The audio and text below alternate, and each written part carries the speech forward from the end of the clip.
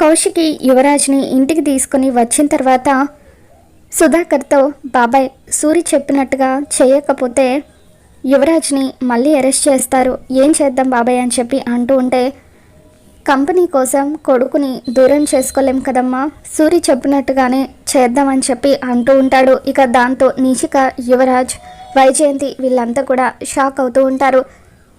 యువరాజ్ కేదార్ దగ్గరికి వెళ్ళి ఆ ముసలుని అడ్డం పెట్టుకొని కంపెనీని గెలిచామని మురిసిపోకండి, త్వరలోనే నీ అంతటా నువ్వే కంపెనీని తీసుకువచ్చి నా చేతుల్లో పెట్టే రోజు నాకు కనిపిస్తుంది, నీకు చేత కాదని నువ్వు ఒప్పుకునే రోజు నాకు కనిపిస్తుంది అని చెప్పి యువరాజ్ అలా కేదార్కి వార్నింగ్ ఇచ్చి అక్కడి నుండి వెళ్ళిపోతూ ఉంటాడు.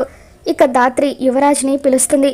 యువరాజ్ని పిలిచి తన దగ్గరికి వెళ్ళి, ఏంటి భయపెట్టాలని చూస్తున్నావా, నువ్వు ఆయన్ని భయపెట్టినట్టుగా లేదు, నువ్వు భయపడుతున్నట్టుగా నాకు అనిపిస్తుంది, కేదార్ ఆయన కొడుకే అని నేను నిరూపిస్తాను, నీ నోటితోనే నిజం చెప్పిస్తాను అని చెప్పి ఇక అలా ధాత్రి యువరాజ్కి ఛాలెంజ్ చేస్తూ ఉంటుంది. మరి ఈ వీడియో మీకు నచ్చినట్లయితే తప్పకుండా లైక్ చేయండి.